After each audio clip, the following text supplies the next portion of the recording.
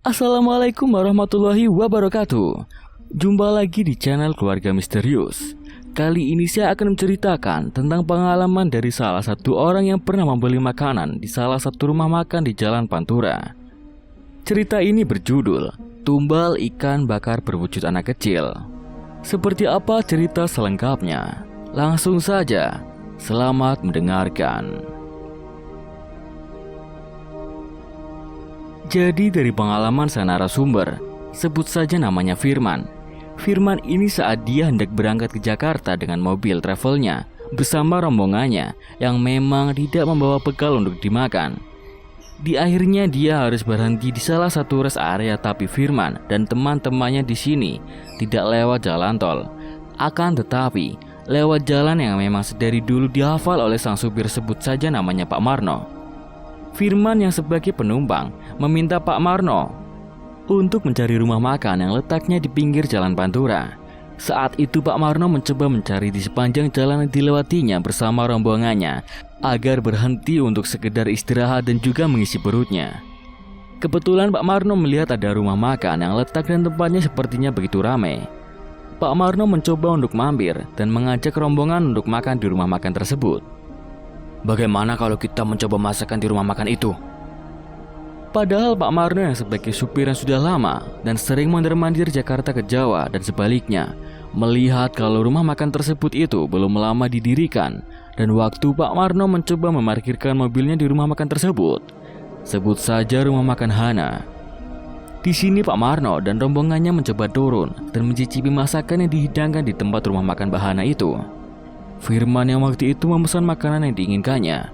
Saat dia mencoba merasakan makanannya, di situ ada sesuatu yang membuat Firman merasa janggal. Baru pertama kali Firman ingin makan langsung merasakan ganjil dengan masakan yang dibuatnya di warung makan tersebut. Sedangkan teman-temannya, Lukman, Andri, dan Reza, tidak merasakan keanehan sewaktu mereka memakan sajian yang dihidangkan di rumah makan tersebut. Pak Marno merasakan sajian yang diberikan oleh rumah makan ini terasa ada yang aneh. Anehnya itu dari yang pertama dirasakan oleh Pak Marno, seakan-akan merasakan masakan yang sudah basi, padahal dibuat dengan bahan yang masih segar, tapi rasanya seperti masakan basi. Dilihat dari segi makanan, dari segi masakan, semuanya itu masih baru. Tapi Firman merasakan ada yang beda, bukan seperti yang dirasakan Pak Marno. Kalau Pak Marno wujudnya segar tapi rasanya basi, sedangkan Firman merasakan bukan hanya basi saja dan segernya saja, tapi dari wujud yang disajikan itu berupa seafood yang dia pesan itu seakan-akan dilihatnya masih hidup. Padahal itu nyata yang namanya ikan goreng atau ikan panggang yang dipesan sama Firman sudah mati. Apakah ini halusinasi Firman karena terlalu lapar yang membuat si Firman ini menanyakan ke teman-temannya dan juga menanyakan ke Pak Marno? Apa kalian merasakan ada yang aneh dengan masakan yang kalian pesan dan yang saya pesan? Namun, teman-temannya sama sekali tidak merasakannya, mungkin terlalu lapar. Baru saja mau makan, saat Firman mencoba mengangkat ikan tersebut, seakan-akan yang dia lihat ini ikannya masih hidup dan berteriak. Apa mungkin ikan bisa ngomong? Sejak kapan ikan bisa berteriak? Akhirnya Firman meletakkan lagi ikan tersebut. Dia mencoba keluar dari tempat duduknya yang terdiri dari rombongan tersebut yang memang hanya 5 orang termasuk Pak Marno sebagai supir. Saat mencoba keluar, Firman mencoba mengetahui apa yang sebenarnya disajikan di tempat warungnya Mbak Hana. Firman di dalam mobil, dia mencoba menggunakan indera keenamnya atau mata batinnya agar mengetahui apa yang sebenarnya digunakan oleh warung makan tersebut. Sehingga rasa dan sajiannya seakan-akan bisa hidup, tapi membuat orang-orang itu merasa tertarik untuk datang kembali, padahal sajian tersebut sama saja dengan warung makan yang lainnya. Tapi dari beberapa mobil, bahkan dari rombongan pariwisata pun banyak yang datang kalau dari cerita Pak Marno sebagai supir. Itu rumah makan baru didirikan. Firman bukannya sok tahu, bukannya merasa dirinya pintar atau bisa, tapi karena merasa aneh dengan yang disajikan di rumah makan ini. Dia mencoba menelusuri dengan indera keenamnya. Dia memohon pertolongan, memohon petunjuk wujud apa yang sebenarnya ada di hadapan dia waktu makan. Tak disangka, ternyata Firman melihat ada sosok anak kecil yang berlumuran darah. Sosok anak kecil yang ternyata diakibatkan dari si pelaku pesugihan. Tapi mohon maaf, karena tanpa bukti dan tidak tahu siapa sebenarnya Mbak Hana ini dan siapa bocah atau anak kecil yang meronta dan menjerit minta tolong ini yang perlu darah, ternyata semua itu dilakukan dari si pelaku pesugihan. Jadi, kalau si pesugihan yang menyajikan ikan ke pelanggannya dan pelanggan tersebut mengetahui dengan indera keenam, dengan keyakinan iman dari Sang Pencipta, ikan yang akan dimakan tersebut biasanya tidak ada rasa enaknya untuk dimakan. Karena satu hal yang mengakibatkan rasa itu tidak bisa dirasakan oleh pelanggan. Karena sebenarnya rasa itu adalah daging manusia yang berubah wujudnya menjadi ikan yang disajikan untuk seluruh orang-orang yang datang, yang meminta ikan bakar atau berupa ikan goreng atau ikan yang lainnya. Dari apa yang dia ketahui, Firman mencoba menjelaskan apa yang dia lihat, apa yang dia ketahui ke Pak Marno dan teman-temannya. Tapi semua itu tidak memberikan kepercayaan untuk mereka, karena Lukman itu tidak merasakan ganjil yang seperti Firman rasakan. Tapi hanya Pak Marno lah yang bisa merasakan dari rasa yang dia rasakan, yaitu rasa basi atau bahan makanan yang sudah lama disimpan yang baru saja disajikan. Pak Marno yang memang dikenal sebagai orang yang rajin beribadah, orang yang taat agama, mungkin saja karena ketaatannya dia bisa merasakan sesuatu yang tidak benar atau ganjil.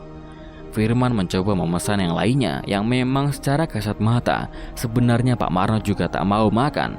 Tapi karena keadaan yang sudah sangat lapar, akhirnya memesan lagi.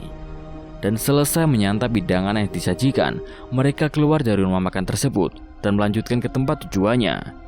Sesampainya di tempat tujuannya, yaitu di salah satu kota Jakarta, yang di sana dia sudah ditunggu oleh Pak Ustadz yang baru saja menyelesaikan tugasnya, yaitu meruqyah dari keluarga Andre yang memang satu rombongan dengan Firman. Kisaran waktu jam 4 pagi yang memang Pak Ustadz baru selesai sholat malamnya, Firman datang dengan rombongannya. Dia menceritakan ke guru pembimbingnya, yaitu Pak Ustadz Ridho. Dia menceritakan pengalaman yang baru saja ia rasakan di salah satu rumah makan di Jalan Pantura yang dia sebut sebagai rumah makan Hana. Apakah benar ya Pak Ustadz, rumah makan tersebut yang saya baru saja tadi singgahi itu menggunakan penglaris atau pesugihan? Pak Ustadz ini mencoba untuk memberikan jawaban ke Firman agar tidak berburuk sangka, bahkan tidak menggambarkan sesuatu yang tidak kasat mata. Jadi, Pak Ustadz Ridho menjelaskan ke Firman, Pak sopir dan juga teman-temannya yang memang saat itu baru saja sampai di kontrakannya, si Andre. Pak Ustadz ini mencoba menjelaskan apa yang sebenarnya terjadi kepada Firman. Kalau kamu menggunakan mata batin kamu, menggunakan indera keenam kamu di saat kamu sedang dalam perjalanan, di saat kamu sedang makan di tempat yang biasanya membuat kamu merasa tidak nyaman, sebaiknya kamu urungkan saja. Tapi karena keadaan waktu itu kamu sudah terlanjur masuk ke dalam rumah makan tersebut yang memang dikiranya ada yang ganjil, ya sudah. Semua itu menjadikan pelajaran saja agar kamu tidak lagi asal-asalan singgah di salah satu rumah makan yang kiranya menggunakan penglaris atau bantuan dari alam gaib semacam jin atau iblis. Karena salah satu hal yang paling mutlak, yang paling tidak kasat mata dilihat oleh orang awam tentang rasa yang disajikan oleh rumah makan itu, yang biasanya menggunakan penglaris, memang tidak bisa dipungkiri dari kelezatan dan rasa yang begitu nikmat, sehingga membuat orang-orang ingin berkunjung kembali. Tapi berbeda saat apa yang disajikan ini dibungkus dan dibawa pulang, pasti rasanya biasa saja. Jadi, pada hakikatnya, untuk Firman dan juga rombongan, agar lebih berhati-hati dan juga apa yang baru saja dilihat dan dirasakan, agar tidak berburuk sangka terhadap rumah makan tersebut.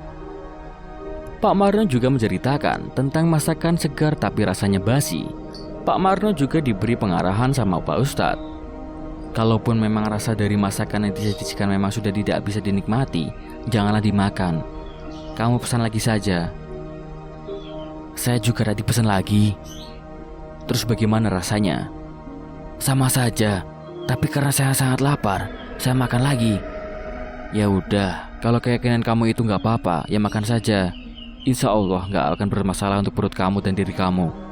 Yang penting, mereka orang-orang yang sudah tertutup hatinya, yang sudah tidak beriman kepada Allah Subhanahu wa Ta'ala, biarkan saja. Iblis dan manusia memang satu dunia yang berbeda.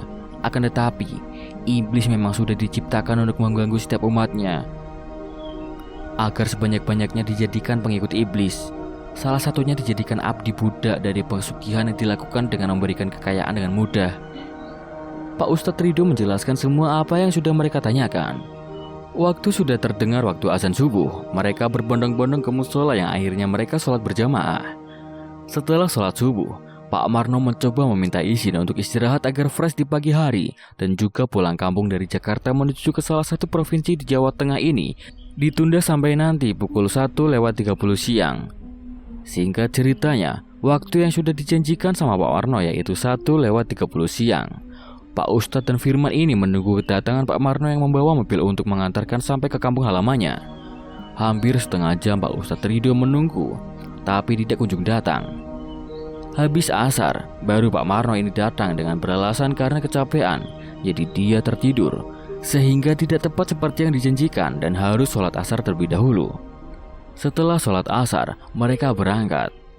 Di dalam perjalanan, Pak Ustadz ini meminta agar Pak Marno dan juga Firman untuk menunjukkan rumah makan yang disangka si Firman melakukan atau menggunakan pesugihan.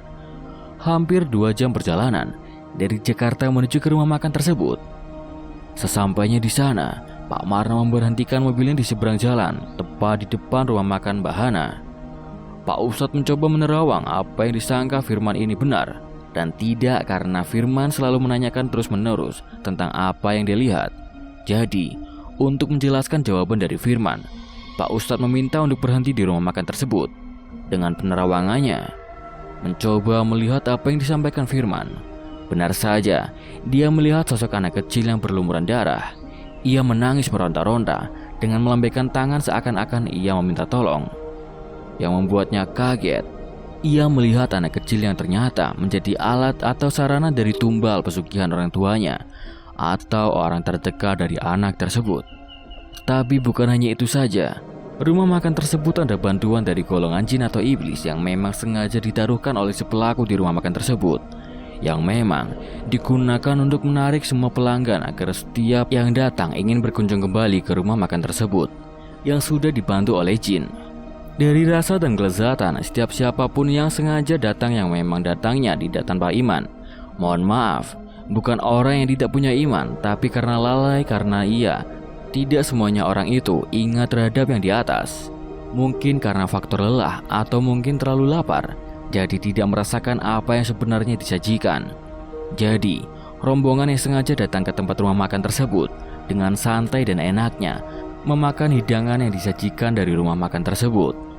Untuk menjawab pertanyaan si Firman, apa yang sebenarnya dilakukan oleh si pelaku sehingga tega menumbalkan anaknya sebagai alat pesugihan, Pak Ustadz ini hanya meminta Pak Marno dan juga Firman untuk melanjutkan perjalanan menuju ke kampung halaman.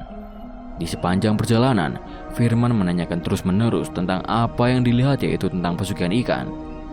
Pak Ustadz saat ini memberikan penjelasan dan juga apa yang disangkakan yang dirasakan si supir travel tersebut. Satu persatu pertanyaan dijawab. Tentang yang dirasakan Pak Marno yang makanannya basi, Pak Ustadz ini menjelaskan kalau orang yang punya iman dan juga kepekaan terhadap hal-hal yang ganjil, biasanya orang tersebut bisa merasakan kalau ada sesuatu yang tidak baik. Secara hati dan pikiran, bisa merasakan apa yang ada di hadapannya dengan kuasa dan izin Allah. Itu yang pertama. Dan yang kedua, kalaupun orang itu bisa merasakan, tapi belum tentu orang tersebut bisa mengetahui asal muasal dan juga asal usul dari mana bisa menyebabkan rasa itu menjadi basi. Karena pada dasarnya, rasa atau masakan yang disajikan di rumah makan yang memang banyak menggunakan pesugihan, yang rata-rata menggunakan penglaris, memang bukan masakan atau makanan yang secara normal itu dihidangkan. Maksudnya ialah, salah satunya masakan yang memang secara dilihat mata itu laris. Bahkan, bahan bakunya biasanya bahan baku yang bagus, tapi karena kepercayaan diri dengan bantuan iblis dengan pesugihannya, bahan-bahan biasa pun pasti dirasakan enak bagi pengunjungnya. Tapi bagi orang yang memang kepekaannya dan juga kedekatan dengan Sang Pencipta itu tinggi, bisa merasakan hal-hal yang ganjil. Jawaban untuk si Firman tentang si pelaku pesugihan ikan dan juga kenapa masih juga menggunakan penglaris. Apa yang menyebabkan si pelaku ini lebih percaya kepada iblis ketimbang Sang Pencipta Allah Subhanahu wa Ta'ala? Salah satu faktor biasanya yang menyebabkan orang melakukan atau menggunakan penglaris dan juga menggunakan pesugihan, dasarnya faktor ekonomi. Karena ekonomi ini memang sebagai kendaraan orang untuk bisa melanjutkan hidup. Karena orang tersebut yang secara akal yang sudah tidak bisa digunakan dengan akal sehatnya, dia terjerumus ke alam bawah sadar, yaitu dengan iming-iming iblis. Mohon maaf, angan-angan setiap manusia.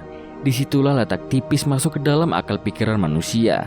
Karena biasanya orang yang saling melamun dan berhayal itu akan mudah dirasuki oleh iblis. Jangan sampai heran kalau orang yang melamun ada yang kesurupan dan juga orang yang berhasil secara lebih.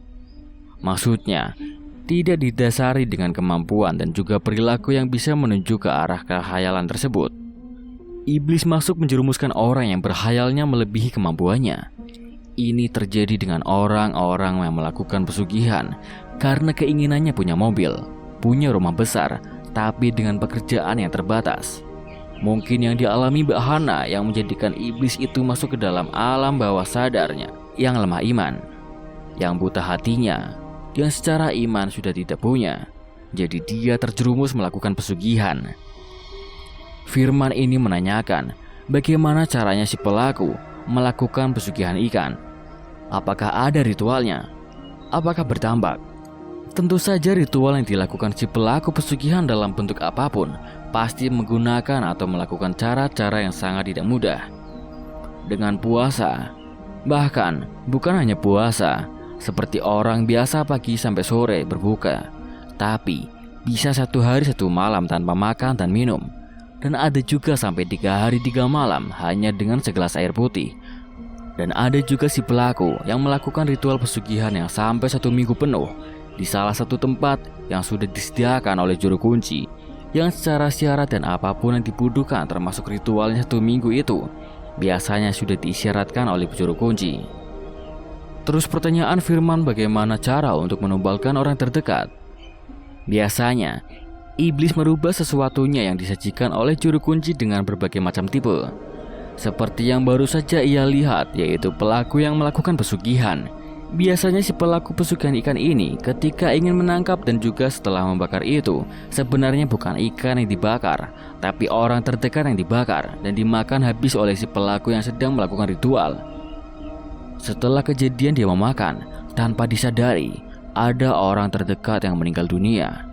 Ada juga yang melakukan pesugihan lewat beberapa perilaku jin atau iblis yang tidak diketahui oleh si pelaku, dengan cara menukarkannya jadi terserah jin atau iblis yang ingin mengambil orang-orang terdekat dari pelaku pesugihan tanpa diketahui oleh pelaku pesugihan itu.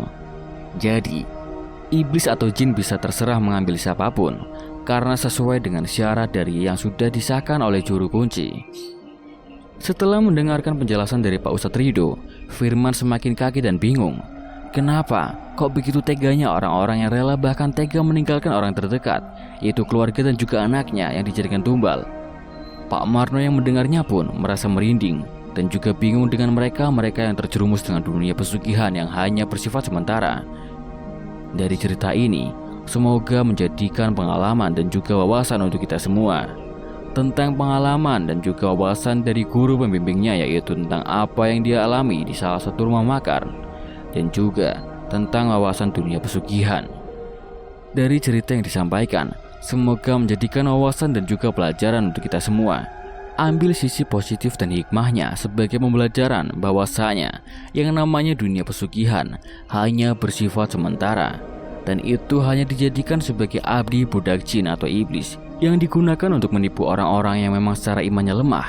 Dan dari apa yang disampaikan oleh Ustadz tadi, kita ambil hikmah tentang bagaimana kita tidak boleh berburuk sangka dengan orang lain. Semoga apa yang saya sampaikan bisa memberikan hal yang terbaik untuk kita semua. Terima kasih. Nantikan cerita-cerita seram lainnya hanya di Keluarga Misterius. Sampai jumpa. Wassalamualaikum warahmatullahi wabarakatuh.